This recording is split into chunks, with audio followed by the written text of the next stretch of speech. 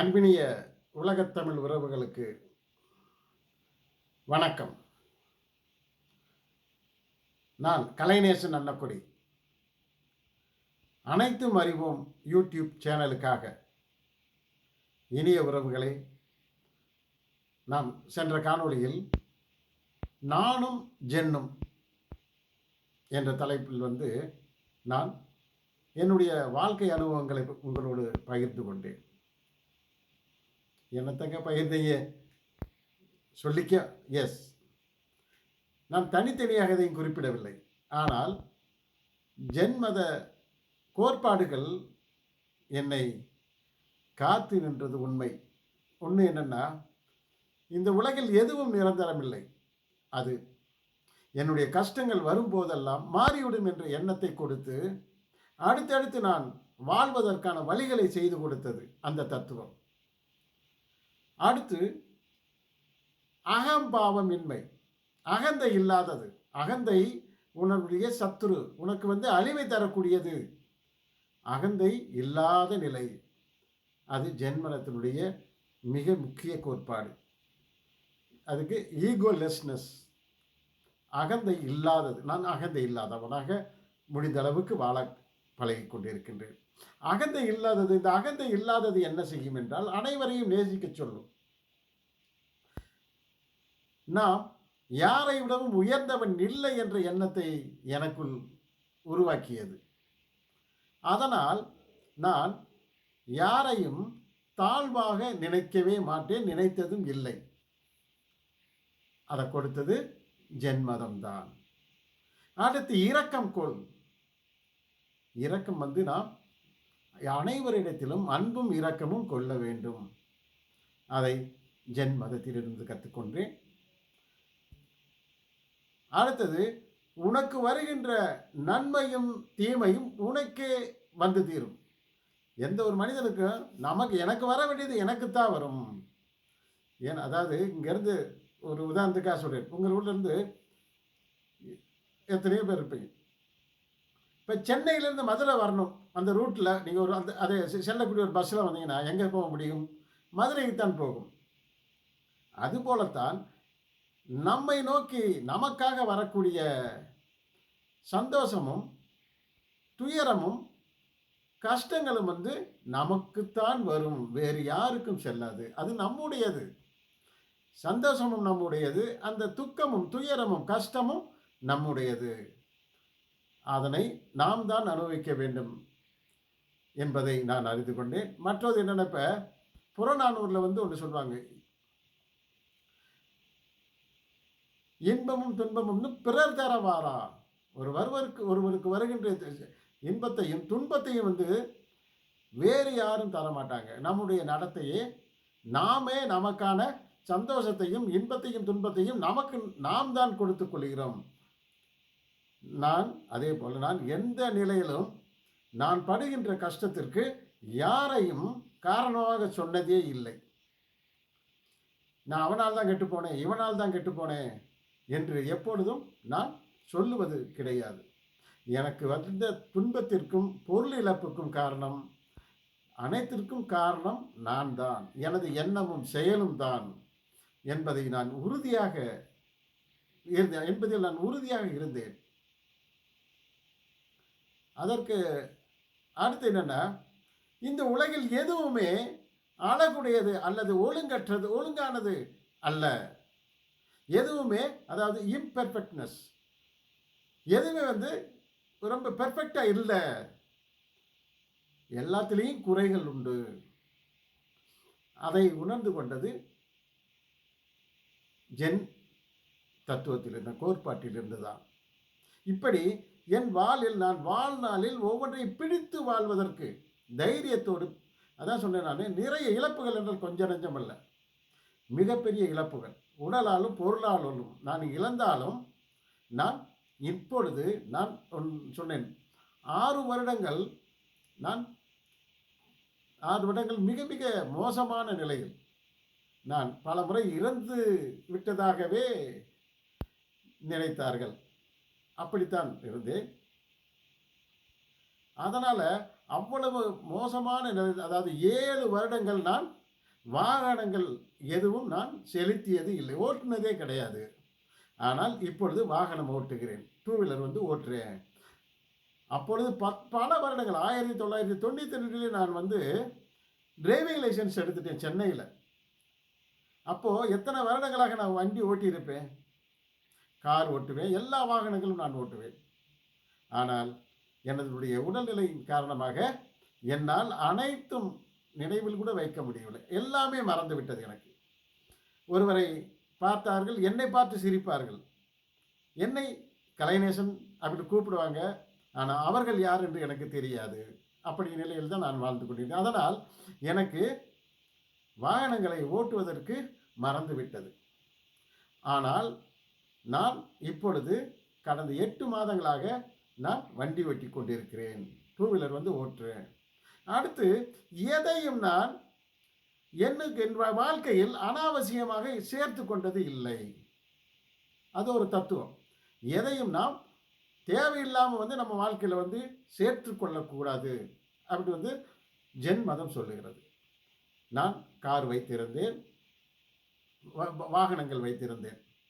அது எல்லாமும் என்னை விட்டு போன பின்பு நான் எதுவுமே வைத்து கொள்ளவில்லை.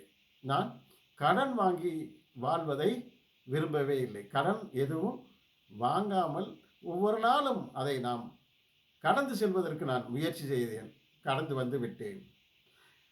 6 மாதங்கள் பெட்லேருந்து எழுந்து நான் நடந்ததே இல்லை.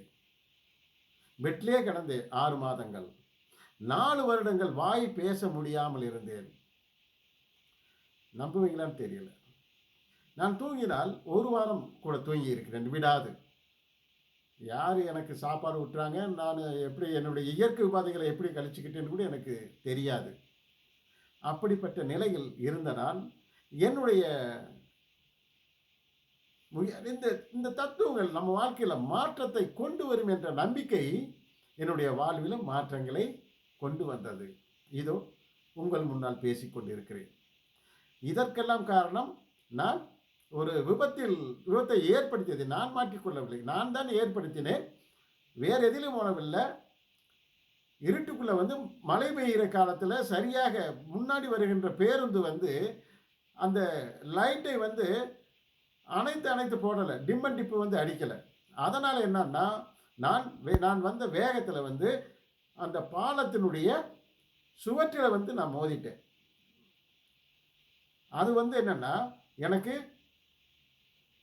மூளைக்கு செல்லக்கூடிய இரத்த குழாயில் வந்து கட்டியை வந்து ஏற்படுத்திருச்சு. இதை வந்து பல நாள் உணராமல் அதோடு சேர்ந்து எனக்கு இருந்த சர்க்கரை நோயின் காரணமாக என்னுடைய நோய் வந்து தீவிர நோயாக மாறிவிட்டது. இன்னொன்று, நான் எது வந்தாலும் உடனடியாக அது சம்பந்தமான அறிவை வளர்த்துக்கொள், ஒரு விழிப்புணர்வு பெற வேண்டும் எனக்கு.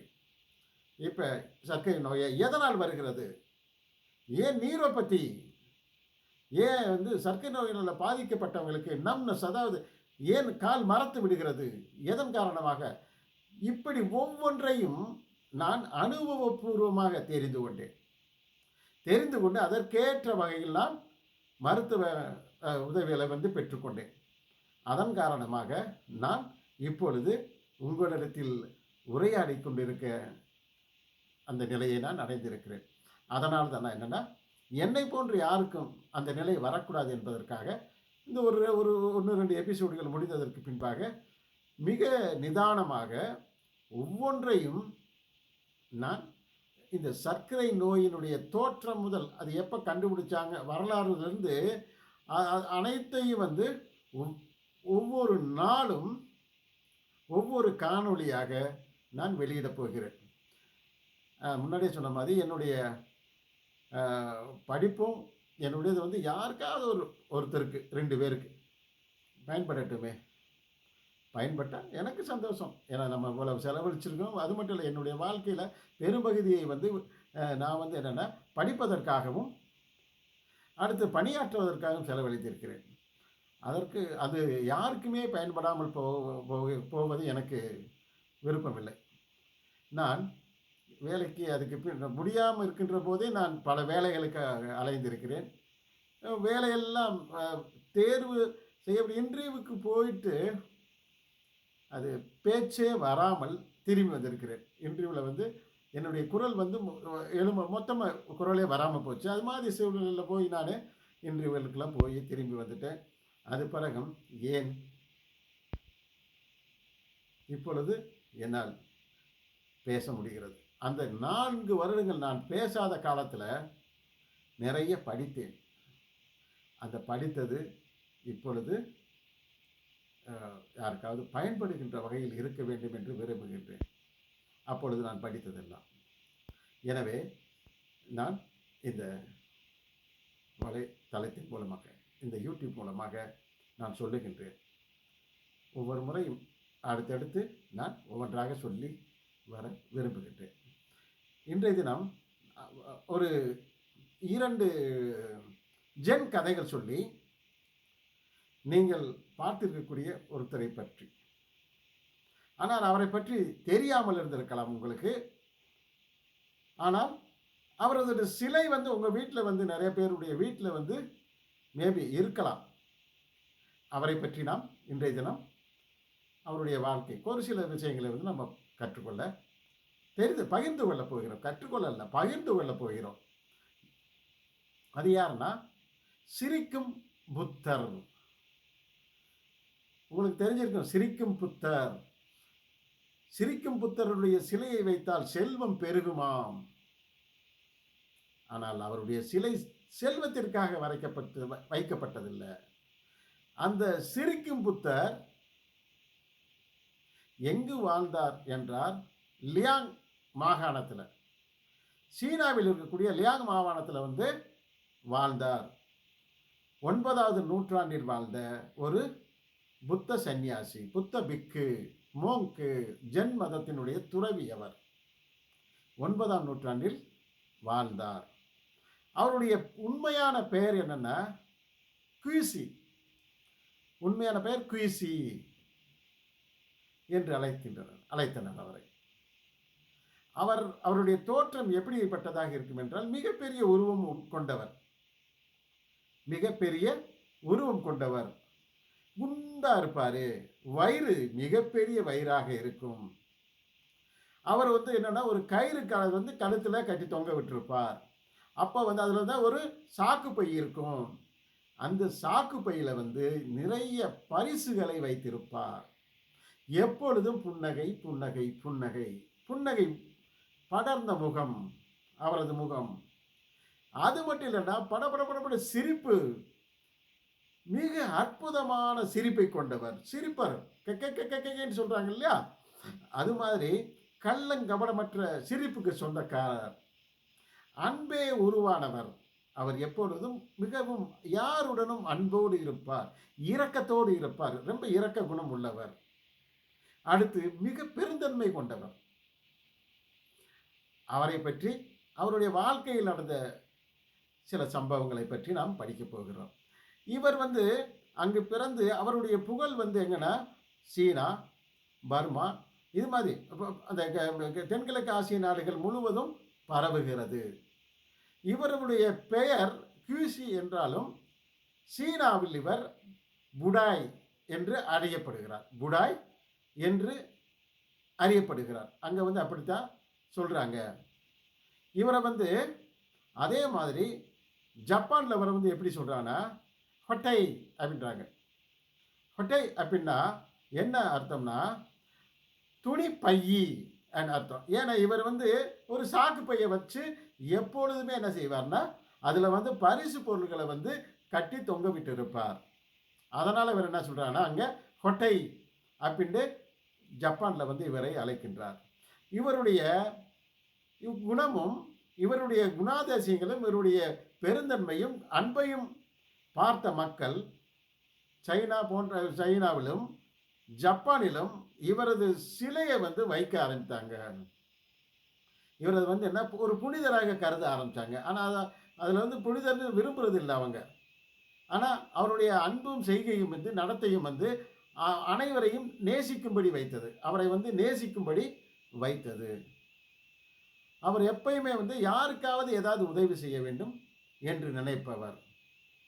அவர் வாழ்க்கையில் வந்து ஒரு சில சம்பவங்கள், அதாவது ஜென் மதத்தில் இருக்கக்கூடிய கருத்துக்களை எடுத்து சொல்லுகின்ற வகையில் ஒரு சில சம்பவங்கள் நடந்திருக்கின்றன. அதை வந்து நம்ம இப்போ ஒவ்வொன்றா பார்த்துட்டே வரலாம்.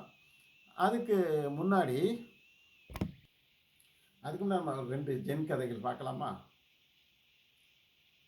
ஒரு ஜென் துறவி இருக்கின்றார். அவரிடத்தில் வந்து ஒரு சாமுராய் வீரன், அதாவது இன்னொன்னுக்கு அதுக்கு முன்னாடி ஒரு சின்ன விஷயம் தெரிஞ்சுக்கணும் நீங்க.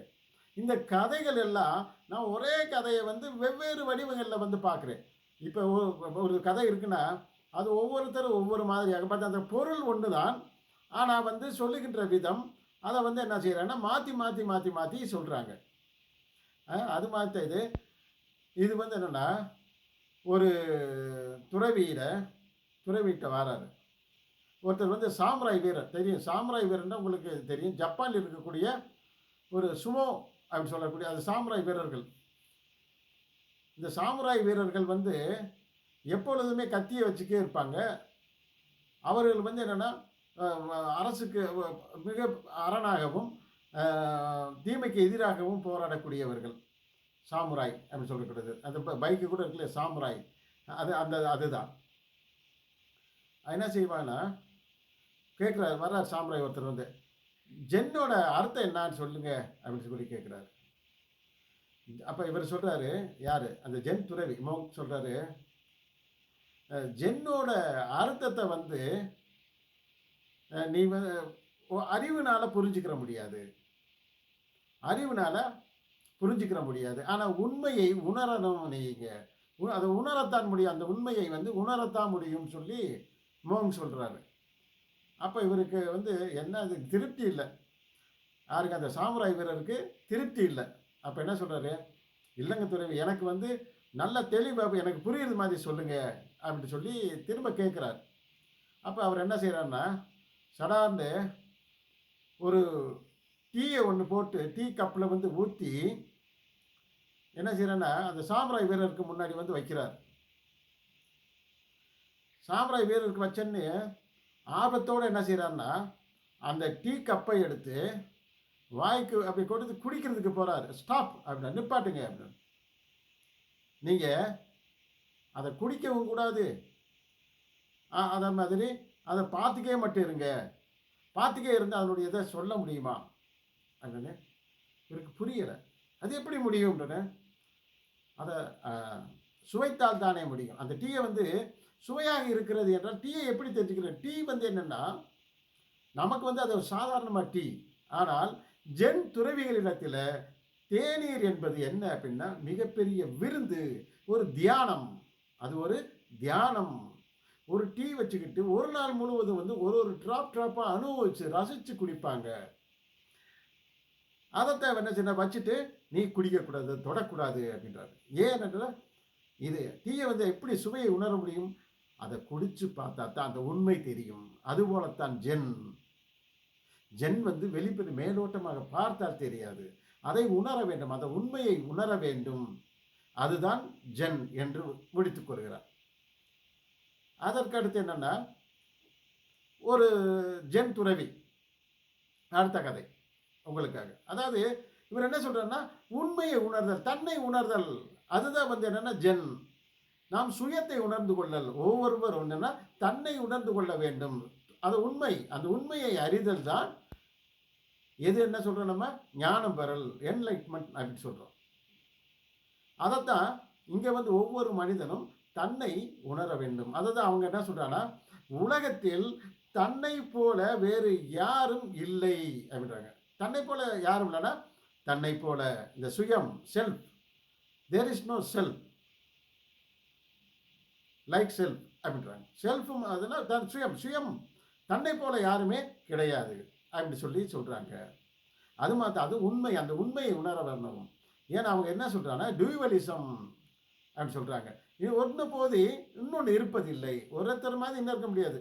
அதான் சொன்னேன் நான். இப்போ அஜித் இருக்காருன்னா, அஜித் மாதிரி நீ இல்லை, நீ வந்து வேற, அவர் அஜித், நீ வேற. இது மாதிரி விஜய் மாதிரி ஏதோ ஒரு உதாரணம். அது இன்னொருத்தர் மாதிரி இருக்க, நீதான், நீ அவருக்கு என்ன சிறப்பு தகுதிகள் இருக்கோ அதே போன்றுதான் உனக்கும் மிகச்சிறந்த சிறப்பு தகுதிகள் இருக்கிறது. உன்னை போல அவரும் கிடையாது, அவரை போல நீயும் கிடையாது என்று அதை உணர்வுதான் ஜென் அப்படின்னு சொல்லி சொல்றோம் நம்ம. அடுத்து என்ன, இன்னொரு கதை, சின்ன கதை. சும்மா சின்ன சின்ன கதைகள் வந்து பக்கம் பக்கமாலாம் இருக்காது. 4 வரிகளுக்குள்ள ஒரு கதையை வந்து சொல்லுவாங்க. அதே மாதிரி ஒரு துறவி ஒருத்தர் தன்னுடைய வீட்டில் வந்து தியானம் பண்ணிக்கு இருக்கிறார். தெரியும், ஜென் என்றாலே தியானம். தியானத்தின் மூலமே நாம் நம்மை அறிந்து கொள்ள முடியும். ஜென் வந்து அதைத்தான் சொல்லுகிறது. உள்ளில் இருக்கக்கூடிய வெளிச்சத்தை தெரிந்து கொள்ளணும்னா நீ தியானம் செய்ய வேண்டும். தியானத்தின் மூலமாகவே நாம் நம்மை அறிந்து கொள்ள முடியும். அதுதான் Zen. Chan Chan Chan Chan என்ற அந்த வார்த்தையிலிருந்து தான் இது மருவி அங்கிட்டு இங்கிட்டு சுற்றி சீனா, ஜப்பான் அங்கங்கே போயிட்டோம்னா கடைசியில் ஜென் என்று மருவியது. இன்னொருத்தர் என்ன சொன்னா, இது தியானம் என்ற வார்த்தையிலிருந்து பிறந்தது. தியானம் என்ற வார்த்தையிலிருந்து பிறந்து தியானம் என்பது தியானாகி கடைசியில் ஜென்னாக மாறியது என்றும் சொல்லுகின்றனர், ஆய்வாளர்கள் சொல்லுகின்றனர். அந்த இதே மாதிரி ஒரு ஜென் துறவி என்ன செய்கிறாருன்னா, தன்னுடைய வீட்டில் அமர்ந்து என்ன செய்ய, வீட்டுக்குள்ள வந்து தியானம் பண்ணிக்கிருக்கார். அப்பொழுது ஒரு திருடன் உள்ள வர்றான். திருடன் உள்ள வந்தன்னு என்ன செய்யறாருன்னா, இவர் ஒன்றுமே இல்லை, அமைதியாக பார்க்குறார், அமைதியாக இருக்கிறார். அமைதியாக இருந்து என்ன சொல்றாருன்னா, இங்க இருக்கக்கூடிய அனைத்து பொருள்களையும் எடுத்து சென்று விடு, ஆனால் என்னுடைய தியானத்தை மட்டும் தொந்தரவு செய்யாதே. இங்க இருக்கிற என்னென்ன பொருள் இருக்கிறதோ அனைத்தையும் எடுத்து சென்று விடு, ஆனால் என் தியானத்தை மட்டும் தியானத்துக்கு மட்டும் தொந்தரவு செய்யாதே அப்படின்னு சொல்கிறார். அவனுக்கு புரியவும் இல்லை, ஒன்றும் இல்லை. என்னடா இவர் ஒரு பெரிய துறவி, அவர் வந்து இவ்வாறு சொல்லுகிறார் அப்படின்ட்டு அவர் கேட்குறாரு. அப்போ அவன் ஜென் அப்படி கேட்குற, ஜென்னுண்டா என்ன அப்படின்னு சொல்லி, நீங்கள் என்ன பண்ணுறீங்க என்னன்னு, ஜென்னுண்டா என்ன அப்படின்னு. அப்போ அவர் கேட்குறாரு, நீ ஏன் எப்படி நீங்கள் பண்ணீங்க, ஏன் அவனுக்கு அள்ளி கொடுத்துறீங்க அப்படின்னு. சரி அப்படின்னா எனக்கு ஒரு நீ விளக்கம் சொல்லு. திருட்டுன்றது என்ன அப்படின்னு. திருட்டுன்றது நீ வந்து என்ன செய்வ, திருட்டுன்றது என்ன, ஒரு வீட்டுக்குள்ளே இருந்து புகுந்து எல்லாம் அனைத்தையும் எடுத்து சொல்வது. அவனுக்கு பொருள் மேலே ஆசை இருக்குது. அந்த ஆசையை என்ன செய்கிறான்னா, அதுக்காக வந்து பிறருடைய பொருளை வந்து எடுத்து செல்கிறான். அதைத்தான் நம்ம என்ன செய்கிறோம், திருட்டுன்னு சொல்கிறோம். இவர் என்ன சொல்கிறான்னா, திருடுக்கு முன்னாடி இந்தா வச்சுக்க, நான் ஏன்னா எனக்கு அந்த பொருளுக்கும், நான் வாழ்க்கையில் எனக்கும் அந்த பொருளுக்கும் உள்ள இணைப்பு இல்லை, பற்று இல்லை, நான் அந்த மேல் பற்று வைக்கலை, அதனால வந்து இந்த பொருள் எனக்கு வேண்டாம். அது இருந்துச்சுன்னா எனக்கு ஒரு வாழ்க்கையில் வந்து ஒரு பற்றுதலை உருவாக்கும். அவங்க என்ன சொல்கிறாங்கன்னு முன்னாடியே தெரியும். அதே என்ன, ஆசையே துன்பத்திற்கு காரணம். ஒரு உலகத்தில் இருக்கக்கூடிய பொருள் மேலிருந்து நாம் பற்று வைப்புதான் நமக்கு துன்பத்தை தரக்கூடியது. எனவே இந்த மற்ற பொருள்களோடு இருக்கக்கூடிய இணைப்பு எனக்கு தேவையில்லை, அதனால் உன்னை எடுத்து சொல்ல சொல்கிறேன் அப்படின்னு சொல்லி என்ன செய்யறானா, அந்த பொருள்களை எல்லாம் அவர் கொடுத்து விடுகிறார். இவ்வாறு முடிகிறது அந்த கதை. இவங்களுக்கு என்ன, பற்றுதல் இல்லாதவர்கள், பொருள் எந்த பொருள் அது எப்போ யார்கிட்ட இருந்தாலும் ஒன்றும் இல்லை, அவர் ஆசைப்படுகிறார், இந்த எடுத்து செல் அப்படின்னு சொல்லி கொடுத்து விடுகின்றனர். இது மாதிரி இவருடைய நம்ம லாஃபிங் புத்தாவுக்கு இப்போ வரலாம். அது சிரிக்கும் புத்தர். சிரிக்கும் புத்தர் அவர் வந்து ஒரு பிச்சை பாத்திரம், பெக்கிங் பவுல்னு சொல்கிறோம்ல, அதுக்கு பேர் பிச்சை பாத்திரம். அந்த பிச்சை பாத்திரத்தை எடுத்துக்கிட்டு, உங்களுக்கு தெரியும் முன்னாடி என்ன சொல்கிறீங்க, முன்னாடி வந்து பௌத்தர்கள் வந்து என்ன செய்வாங்கன்னா பிச்சை எடுப்பாங்க. பிச்சை எடுத்து அதைத்தான் உண்ணுவார்கள். இந்த ஜென் மதமும் பௌத்த மதத்தினுடைய ஒரு பிரிவு, மகாயான பௌத்த மதத்தினுடைய ஒரு பிரிவு தான். எனவே என்ன செய்யணும், அந்த பவுல் அந்த பிச்சை பாத்திரத்தை எடுத்துக்கிட்டு அந்த தினத்தை வந்து நம்ம பசிக்காக என்ன செய்கிறாருன்னா ஒரு வீட்டுக்கு வந்து போகிறார். ஒரு வீட்டுக்கு போகிறார். அந்த வீட்டுக்கு போனால் அங்கே நிறைய இருக்காங்க. ஆனால் அவங்க இவருக்கு கொடுப்பதற்கு ஒரு துளி உணவு கூட இல்லாத வறுமையில் இருப்பதை பார்க்கின்றார். இவருக்கு என்ன செய்கிறாருன்னா, அவருக்கு தந்திருப்பாங்க இல்லையா, இப்போ வெளியில் வந்து பிச்சை எடுத்து வந்திருப்பார் இல்லையா, அதை எல்லாவற்றையும் தான் உண்ணாது அந்த குடும்பத்தில் இருக்கக்கூடிய அனைவருக்கும் பகிர்ந்து கொடுக்கின்றார். அன்றைய தினம் முதல் அவருடைய பிச்சை பாத்திரம் குவிந்து கொடுக்குது. அவருடைய பிச்சை பாத்திரத்தில் உணவுகள், விதவிதமான உணவுகள் வந்து குவிய ஆரம்பிக்கிறது. இவர் அந்த உணவினை எடுத்து என்ன செய்கிறார்னா, வறுமையில் இருக்கக்கூடிய, பசியால் வாடக்கூடிய, யாருக்கு தேவை இருக்கோ அவங்களுக்கு வந்து இவர் அந்த உணவினை அளித்து கொண்டே இருக்கின்றார். இது ஒரு இதை அன்றைய முதலாக இது ஒரு இவருடைய வாழ்க்கையில் ஒரு சம்பவம். அடுத்து என்னன்னா, எது சொல்லுவாங்க இல்லையா, எதுவுமே நிரந்தரம் இல்லை அப்படின்னு சொல்றதுக்கு, அதுக்கு வந்து என்னன்னா, இவர் வந்து ஒரு முறை ஒரு காட்டு வழியாக நடந்து போறாரு. லாஃபிங் புத்தா, சிரிக்கும் புத்தர். அப்போ வந்து மிக அழகான ரொம்ப பிற யாரையும் கவரக்கூடிய ஒரு அழகுடைய ஒரு பூ வந்து வழியில் இருக்கிறத பார்க்குறார். அவர் என்ன செய்யறாருன்னா, அதை வந்து அப்படியே பதிக்கிறார். பருது தன்னுடைய கையில் வச்சுக்கிட்டு அதனுடைய அழகையும் அதே வச்சுக்கு அப்படியே நடந்து போய்க்கிருக்கார். அப்போ பெரிய காற்று ஒன்று வருகிறது. காற்று வந்துன்னு என்ன செய்யணும், அவர் கையில் வச்சிருந்த அந்த பூவை வந்து இதழ்கள் வேற அது வேறையா தனித்தனியாக வந்து பிச்சு போட்டுருச்சு. பிச்சு போட்டுன்னு என்ன செய்யறேன்னா, ஆடடா செடியில் இருந்தாலும் இருந்திருக்கும், அதை வந்து நம்ம வந்து பறிச்சுக்கிட்டு அதனுடைய அழகையும் பார்த்துட்டு அதை கடைசியில் வந்து பாதுகாக்க முடியாமல் போச்சு அப்படின்னு நினச்சிட்டு என்ன செய்யறேன்னா, அப்பனா இந்த உலகில் எதுவுமே நிரந்தரம் இல்லை, நிரந்தரம் இல்லாததே நிரந்தரமானது என்று ஒரு தத்துவத்துக்கு வந்து வர்றார். அவர் தான் சொல்றாருன்னா, நிரந்தரம் இல்லாததே நிரந்தரமானதுன்னு சொன்னவர் யாருன்னா, மாற்றம் ஒன்றே மாற்றம் இல்லாததுன்னு சொல்றாங்கல்ல, அது மாதிரி நிரந்தரம் இல்லாததே நிரந்தரமானது அப்படின்னு சொல்லிட்டு அந்த தத்துவத்தை வந்து சொல்றவர் இந்த லாஃபிங் புத்தா தான்.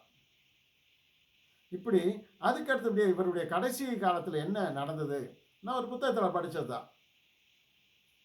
இவர் எப்பயுமே மகிழ்விச்சு பார்ப்பார்.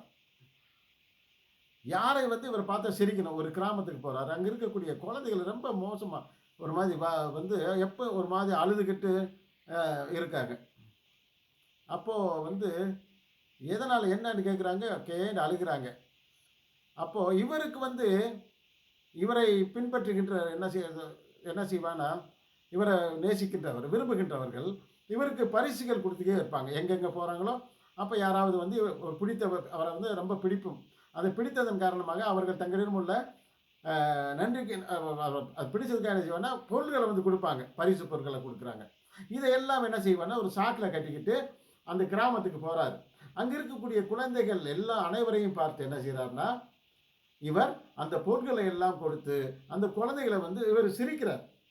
கொடுத்துட்டு சிரிக்க சிரிக்க இவர் சிரிப்பை சிரிக்க சிரிக்க சிரிக்க அந்த ஊரே வந்து என்னன்னா, அது வந்து எக்கோ அடிக்குது. அப்படியே வந்து அந்த சிரிப்பு சத்தமானது ஊர் முழுவதும் பரவுகிறது. இந்த பரவுகின்ற சத்தமும் இவருடைய சிரிப்பையும் பார்த்து அந்த குழந்தைகளுக்கு சந்தோஷம் பெருகுகிறது. அதனால் அந்த குழந்தைகளும் சிரிக்கின்றனர். இதை பார்த்தவுடன் இவர் மேலும் சிரித்து சிரித்து சிரித்து அந்த குழந்தைகளை சந்தோஷப்படுத்துகிறார். திரும்ப அந்த கிராமத்திலேயே தங்கி விடுகின்றார். தங்கி என்ன செய்கிறார்னா, அந்த கிராமத்து மக்களுக்கு என்னென்ன செய்யணுமோ அதையெல்லாம் செய்கிறார். கடைசியில் வந்து என்ன செய்யறாருன்னா, அவரை ஒன்று சொல்கிறார். இவருடைய சீடர்கள் இருப்பாங்க இல்லையா, அவர்கிட்ட, இங்கே பார் சீடர்களை, நான் இறந்து விட்டால் யாரும் என்னை சுற்றி இருக்கின்ற யாருமே வந்து அழுகக்கூடாது அப்படின்றார். அது எப்படி அது எனக்கு தெரியாது. நான் இறந்த நாளில் அனைவருமே சிரித்து கொண்டே இருக்க வேண்டும் என்று தன்னுடைய விருப்பத்தை சொல்லுகின்றார். சரி என்று அவர்கள், சரி அதற்கான முயற்சிகளை வந்து நான் செய்கிறோம் சொல்லி அவருக்கு வாக்கு கொடுத்து விட்டுருந்தார். அதற்கான நாளும் வருகின்றது. ஒரு நாள் அந்த சிரிக்கும் புத்தர் மரணித்து விடுகிறார். இவர்களுக்கு என்ன செய்வதென்று புரியவில்லை. எப்படி ஒரு சாவுன்னா எல்லாரும் அழாமல் இருக்க முடியுமா? நமது குரு இப்படி ஒரு உத்தரவு வந்து நமக்கு போட்டு ஒரு விருப்பத்தை வந்து சொல்லிட்டு போயிட்டாரே, நாம் எவ்வாறு இதை நிறைவேற்றுவது என்று யோசிக்கின்றனர். கடைசியில் ஒரு முடிவுக்கு வந்து என்ன செய்கிறான்னா, ஒன்று செய்கிறாங்க. அடக்கத்தின் போது என்ன செய்யணும்னா, இவர்கள் அடக்கம் பண்ணுகின்றனர். அடக்கம் பண்ணுகின்ற போது நெருப்பு வைக்கின்றனர். அடக்கம் பண்ணுகின்றனர், எரி ஊட்டுகின்றனர். எரி ஊட்டின உடனே இவருடைய உடம்பிலிருந்து, அவர் எரி ஊட்டுறாங்கல்ல, அந்த எரி ஊட்டின உடம்புல இருந்து படபட்ட பட்ட பட பட பட்டாசு சத்தம். சத்தம்னா கொஞ்சம் நெஞ்சமில்ல. உடம்புல ஆயிரக்கணக்கான பட்டாசுகளை வந்து வெடிக்க ஆரம்பிக்குது. வருது விதவிதமான பல வண்ணங்களில், பல நிறங்களில் வந்து பலவிதமான சத்தத்தோடு வந்து என்னன்னா, அவருடைய உடம்பிலிருந்து பட்டாசுகள் வெளியில் கிளம்பி வந்து வெடித்து அங்கும் இங்குமாக சிதறுகிறது. இதை பார்த்த உடனே அங்கிருக்கக்கூடிய மக்கள் அதிர்ச்சியும் ஆச்சரியமும் அடைகின்றனர். பார்த்து, ஆஹா! இவ்வளவு அருமையா இருக்குன்னு நினைச்சிட்டு இவருடைய அழுகை மறந்து என்ன செய்யறானா, இவருடைய இந்த சமயோசித புத்தியை நினைத்து என்ன செய்யறானா, அனைவரும் சிரிக்கின்றனர். இவர் தன்னுடைய சாவிலும் பிறரை சிரிக்க வைத்தவர். அதனால் தான் என்ன சொல்றானா, இவரை சிரிக்கும் புத்தர் என்று அழைக்கின்றனர். இவர்கள் என்ன செய்யறாங்க, இவர் சொன்ன உடனே இவருடைய சீடர்கள் அப்பொழுதே ஒன்று கூடி ஒரு முடிவெடுக்கின்றனர். முடிவெடுத்து என்ன செய்யறானா, அங்கு இருக்கக்கூடிய அனைத்திலும் சென்று பட்டாசுகளை சேகரிக்கின்றனர். சேகரித்து விதவிதமான பட்டாசுகளை அவருடைய உடம்புல வந்து அங்கங்க கட்டிடுறாங்க. உள்ளே வச்சு மூடிடுறாங்க. மூடிட்டு சிதைக்கி அவருடைய உடம்புக்கு நெருப்பு வைக்கின்ற போது என்ன செய்யறதுன்னா, அந்த பட்டாசுகள்லாம் வெடித்து சிதறி பல பல வண்ணங்களை மற்றவர் ரசிக்கும்படியும் பிறர் வந்து சந்தோஷப்படும்படியும் அது நடந்து வெளியெல்லாம் சிதறுகின்றது. சிதறி இதை பார்த்தவுடன் மக்களும் சந்தோஷம் கொள்ளுகின்றனர். இதனால் தான் என்ன சொல்றாங்கன்னா, இவரை சிரிக்கும் புத்தர் என்று அழைக்கின்றனர். அதனால் தான் இவருக்கு வந்து என்னன்னா, இன்று நம்ம இந்தியாவில் மைத்ரேயர் என்ற இவருக்கு மற்றொரு பெயர் உண்டு இந்தியாவில். இது என்னன்னா, இதற்கு என்ன அர்த்தம்னா, அன்பானவர் என்று அர்த்தம். மைத்ரேயர்னா அன்பானவர் என்று அர்த்தம். இதனால வந்து என்ன செய்யறோம்னா, இவருடைய சிலையை வந்து ஒரு வீட்டில் வந்து சந்தோஷமும் நிம்மதியும் நல்ல ஒரு நல்ல வரம், அதாவது நல்ல செல்வமும் பெருகும் என்பதற்காக என்ன செய்யறாங்கன்னா, இவருடைய சிலையை வந்து அங்கங்கு வெளியில் வாங்கி வந்து தன்னுடைய வீட்டில் வச்சு அழகு பார்க்குறாங்க. அதுதான் வந்து இந்த சிரிக்கும் புத்தருடைய வரலாறு. ஓகேவா நண்பர்களே, நாம் அடுத்த காணொளியில் உங்களோடு மற்றும் ஒரு தலைப்பில் வந்து நான் உங்களை சந்திக்கின்றேன். அனைவருக்கும் வணக்கம்.